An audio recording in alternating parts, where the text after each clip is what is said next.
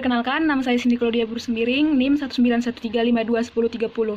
Video ini bertujuan untuk pemenuhan praktikum ikhtiologi Fakultas Kelautan dan Perikanan Universitas Udayana tahun 2020. Adapun alat dan bahan yang digunakan dalam praktikum ini adalah yang pertama, ikan banyar atau yang sering disapa kembung banyar dengan nama latin Rastrenglinger canagurta. Yang kedua, ada penggaris, kemudian ada benang, selanjutnya ada pisau cutter, selanjutnya ada pisau, kemudian ada gunting. Untuk langkah pertama dalam praktikum ini adalah menyiapkan ikan yang akan dibedah, di mana di sini kita menggunakan ikan banyar atau yang sering disapa kembung banyar dengan nama latin Rastrenglinger canagurta. Pertama-tama kita akan membahas ciri-ciri morfologi ikan ini, di mana ciri morfologi adalah ciri yang dapat dilihat dengan mata kita.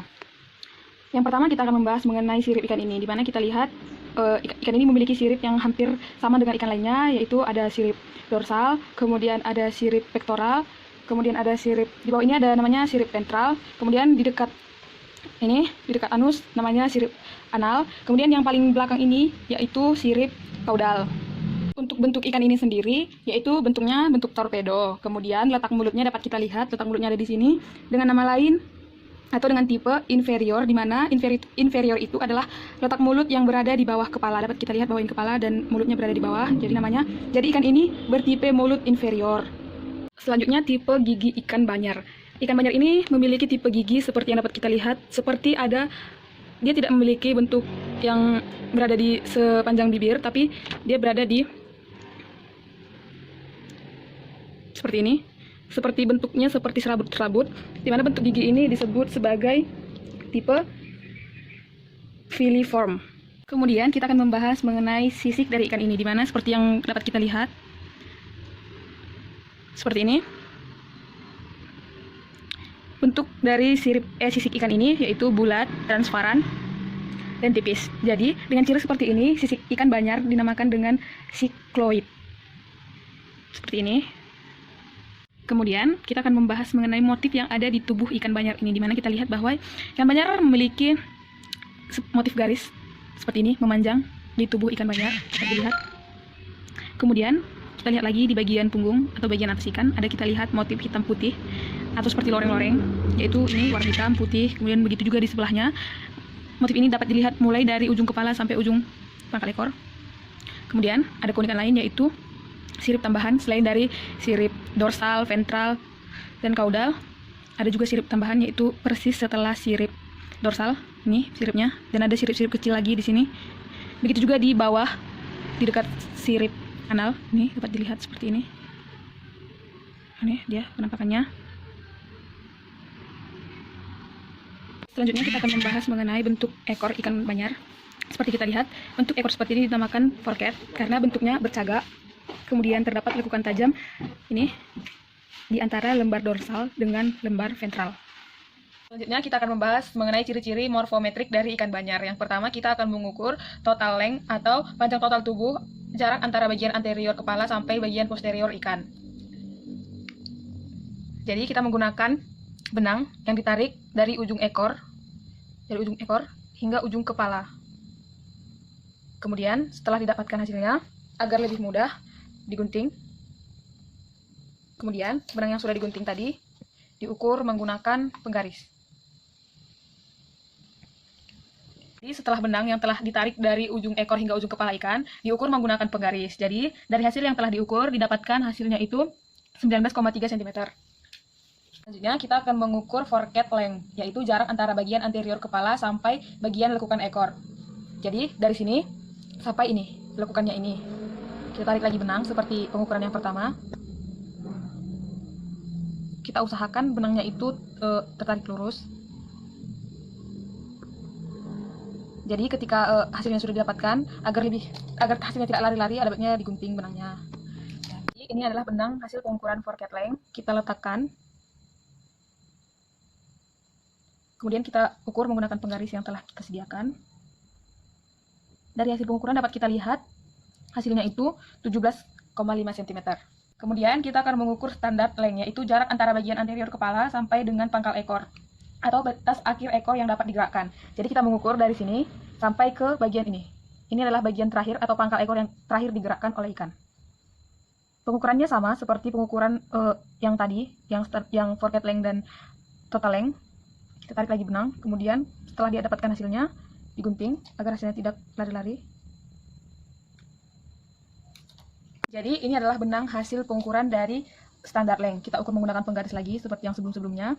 Dari sini didapatkan hasilnya itu 16,4 cm. Kemudian kita mengukur free dorsal length, yaitu jarak antara bagian anterior kepala sampai bagian anterior dasar sirip dorsal. Dimana kita tahu ini adalah anterior kepala dan sirip dorsal itu ini. Jadi kita ukur dari sini sampai ke sini. Cara pengukurannya sama seperti pengukuran-pengukuran sebelumnya. Kita tarik benang.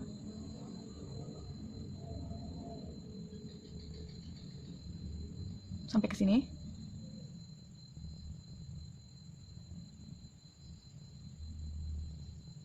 Kemudian digunting lagi. Jadi ini adalah benang hasil pengukuran dari free dorsal length. Kita ukur lagi menggunakan penggaris. Jadi panjangnya itu 6,5 cm. Kemudian kita akan mengukur orbital length. Orbital length itu adalah jarak antara kedua bagian terluar kelopak mata. Jadi ini yang paling luar kita ukur. Seperti itu, menggunakan benang juga, sama seperti pengukuran yang tadi, yang sebelum-sebelumnya. Jadi kita gunting seperti ini. Jadi ini hasil pengukuran dari orbital length, dapat kita ukur. Kita dapatkan hasilnya itu 1,2 cm. Selanjutnya kita akan mengukur eye length, yaitu garis tengah rongga mata.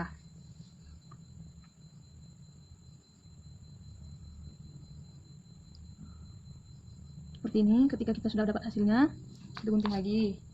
Jadi inilah benang hasil pengukuran dari eye length tadi. Kita ukur lagi menggunakan penggaris. Dapat kita lihat bahwa hasil pengukurannya itu 5 mm. Kemudian kita akan mengukur caudal peduncle length, yaitu jarak antara pangkal ekor dengan bagian posterior dasar sirip dubur. Jadi seperti yang dijelaskan di awal bahwa ini adalah pangkal ekor.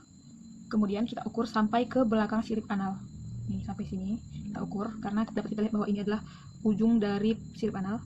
Kita ukur sampai situ menggunakan benang lagi.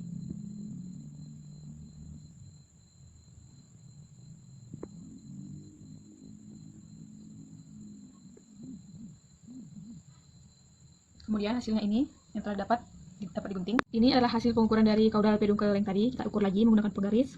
Hasilnya itu 4 cm. Kemudian kita akan mengukur panjang rahang atas, yaitu panjang bagian atas rahang ikan. Ini rahangnya atau mulutnya sudah ada penyangganya. Jadi agar lebih memudahkan kita mengukur, kita ukur ini dari ujung mulutnya sini sampai ke lekukan akhir ikan. Nih. Kemudian kita ambil dan digunting lagi. Jadi ini adalah benang hasil pengukuran dari rahang atas ikan tadi. Kita ukur lagi menggunakan penggaris. Tuh dapat kita lihat bahwa hasilnya itu 2,1 cm. Selanjutnya ini adalah benang hasil pengukuran dari panjang rahang bawah ikan banyar. Dapat kita lihat hasilnya itu 2,2 cm. Selanjutnya kita mengukur panjang head length, yaitu jarak antara bagian anterior kepala ikan dengan bagian posterior operculum. Jadi kita mengukur itu dari sini sampai ke bagian ini. Nih, ujungnya ini. Jadi kita ukur sama seperti pengukuran sebelum-sebelumnya menggunakan benang. Kita tarik dari tengah operculum, posterior operculum sampai ke anterior ini. Kemudian kita tarik. Lalu kita gunting. Jadi ini hasil pengukuran dari head length tadi. Hasilnya itu 4,8 cm. Kemudian kita mengukur snout length, yaitu jarak antara bagian anterior kepala dengan bagian anterior kelopak mata. Jadi kita mengukur dari sini sampai ke sini, ke ujung mata ikan ini.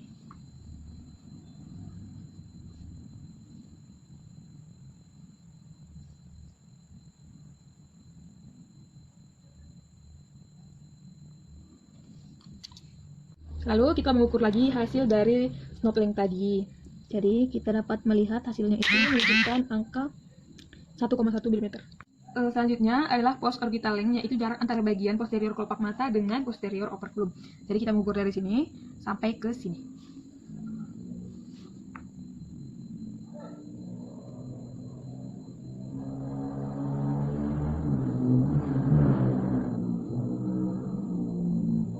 Kemudian hasilnya kita gunting lagi.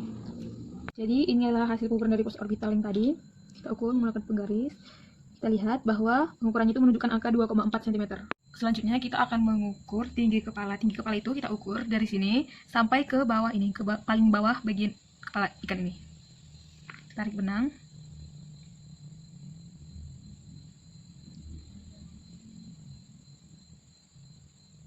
Kemudian kita ukur.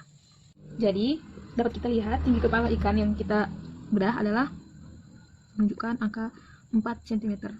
Kemudian kita mengukur tinggi badan. Cara mengukur tinggi badan itu kita lihat dari, kita ukur dari sini, dari sirip ventral, dorsal maksudnya, menuju ke ke bagian sirip ventral. Kita tarik benang.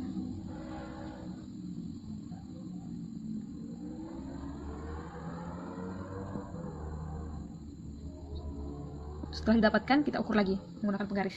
Jadi pengukuran tinggi badan ikan tadi dapat kita lihat menunjukkan angka 5,5 cm. Kemudian kita mengukur tinggi pipi. Cara mengukur tinggi pipi itu yaitu jarak antara rongga mata dengan bagian anterior operculum. Jadi kita mengukur dari ini sampai ke bagian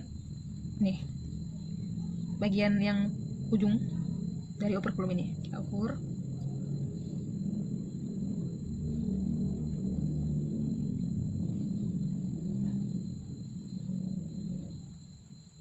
Kemudian kita gunting dan kita ukur lagi. Jadi ini adalah hasil dari pengukuran tinggi pipi ikan tadi.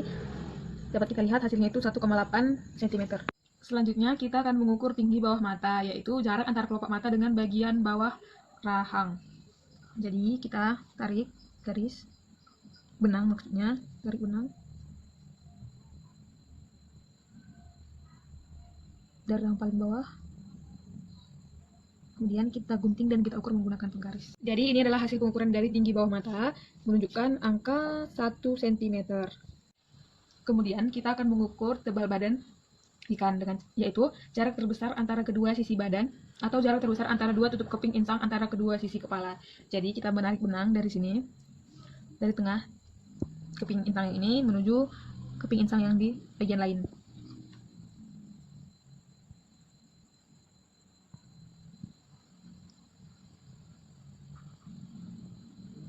Nah, ketika benang sudah ditarik, benangnya dapat digunting dan diukur menggunakan penggaris. Jadi, hasil pengukuran dari tebal badannya itu adalah 6,4 cm. Kemudian kita mengukur panjang dasar sirip dorsal, yaitu jarak antara pangkal jari-jari pertama dan tempat selaput sirip di belakang jari-jari terakhir bertemu dengan badan jarak. Jarak ini diukur melalui badan sirip. Seperti ini, kita ukur dari ujung sini ke ujung bagian depan sirip ini. Lalu kita pegang, kemudian kita gunting dan kita ukur. Jadi panjang sirip dorsal ikan banyar yang dipraktikumkan adalah 2,2 cm. Kemudian kita mengukur tinggi sirip dorsal, yaitu panjang terbesar menurut arah jari-jari sirip dari pangkal ke ujung sirip. Jadi kita ukur yang ini, bagian ini, dari bawah sini sampai ke ujungnya. Seperti ini. Kemudian kita usahakan pengukurannya itu detail, kemudian dipotong menggunakan gunting dan diukur. Jadi tinggi sirip dorsal ikan banyar ini adalah 2,2 cm. Yang terakhir kita akan mengukur panjang sirip ventral, yaitu panjang terbesar menurut arah jari-jari sirip dari ujung sampai pangkal. Jadi kita tahu bahwa ini adalah sirip ventral. Jadi kita mengukur panjangnya, dimana panjangnya itu adalah ini, sedangkan tingginya itu ini. Karena yang disuruh hanya mengukur panjang, jadi kita hanya mengukur bagian ininya saja.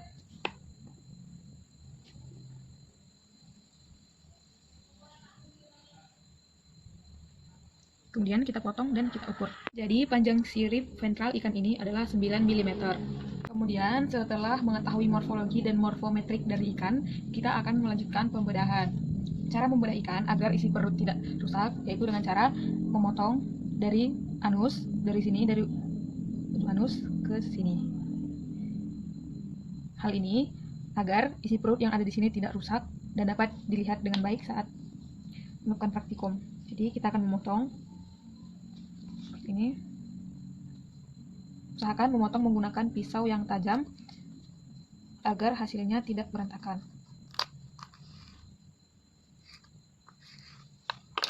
Jadi seperti ini. Dapat kita lihat hasil pemotongannya seperti ini. Jadi ini kita dapat melihat dari ini bagaimana otot ikan ini sendiri. Jadi dari yang kita lihat ini bahwa jenis dari otot ikan banyar ini adalah otot bergaris karena dia memiliki blok-blok otot yang disebut miotom yang dilapisi oleh mesoseptum dan mesosepta seperti ini. Kemudian untuk melihat tulangnya dapat kita hancurkan, dagingnya ini kita hancurkan seperti itu. Seperti ini. Dapat kita lihat seperti inilah gambaran tulang ikan banyar ini, seperti ini. Ini adalah contoh ekor yang sudah dagingnya dihancurkan seperti ini. Ini terdapat rongga tulangnya. Kemudian setelah tadi kita memotong bagian ekornya, untuk melihat isi perut dari ikan banyar ini, kita menggunting dari bagian anusnya tadi ke atas.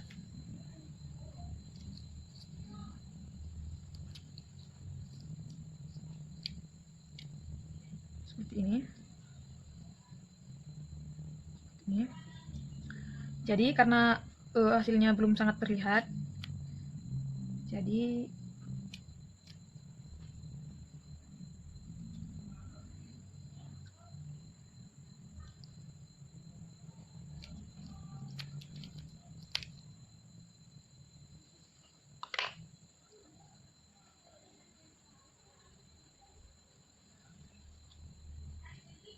nah seperti ini kita dapat melihat isi perut ikan banyar. Yang ini itu jantung ikan. Kemudian ini lambungnya, di mana lambung itu berfungsi mencerna makanan baik secara mekanik maupun kimiawi. Letaknya di antara esofagus dan usus. Nih, ini lambungnya. Kemudian ada bagian ini yang seperti ini yang seperti mirip serabut-serabut seperti itu. Ini namanya filoexsesa yang berfungsi untuk menetralisir makanan dari lambung yang asam menuju usus yang bersifat basah. Nih, untuk lebih jelasnya dapat dilihat bahwa nih filoexsesa itu bentuknya kayak nih bentuknya itu nih seperti ini. Kemudian ada hati ikan. Nih hatinya itu ini. Nih hatinya itu ini. Kemudian ada gonad. Kemudian ada usus juga. Ini ususnya ini. Mana usus itu terletak sesudah lambung untuk menyerap sari-sari makanan, seperti itu. Kemudian di sini ada insang, itu insang. Jadi seperti itulah isi perut dari ikan banyar ini sendiri. Jadi setelah isi perut ikan ini dikeluarkan, kita dapat melihat bahwa ini insang, ini. Namun sebenarnya bentuk insangnya bukan seperti ini. Bentuk insangnya sebenarnya berlapis-lapis, namun ini hanya diambil sebagian saja. Kemudian ini lambung. Ini lambung ikan itu yang seperti tadi dikatakan berfungsi untuk mencerna makanan baik secara mekanik maupun secara kimiawi yang letaknya di antara esofagus dan usus. Kemudian ada jantung. Ini jantungnya itu lumayan kecil. Ini agak licin ya. Ini jantungnya. Kemudian ini ususnya. Ini apabila dilihat secara langsung, ini bentuknya seperti usus manusia karena berbentuk seperti selang-selang. Kemudian ini hati ikan, ini gonadnya. Kemudian ini yang terakhir adalah filoexsesa. Filoexsesa ini yang tadi dikatakan berfungsi menetralisir makanan dari lambung yang bersifat asam menuju ke usus yang bersifat basah. Kalau kita lihat bentuknya filoexsesa itu seperti ulat ya, seperti karena bentuknya kecil, seperti cacing-cacing kecil seperti itu, seperti ini. Namun sangat berfungsi sekali dalam pencernaan ikan, seperti itu. Kemudian kita akan melihat sistem sarafnya, yaitu ke bagian otak. Cara melihatnya itu kita potong dulu bagian ini. Caranya ini saya ikuti yang ada di modul ini.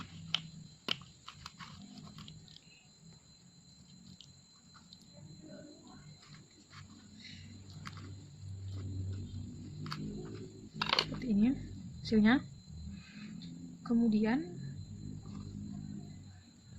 potong bagian sininya.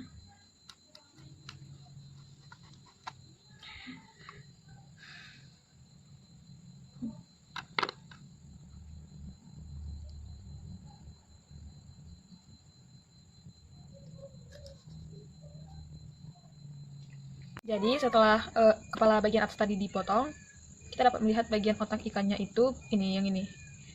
Ada seperti bentuk dua ini bentuk otaknya. Seperti inilah kira-kira penampakan dari otak ikan banyar.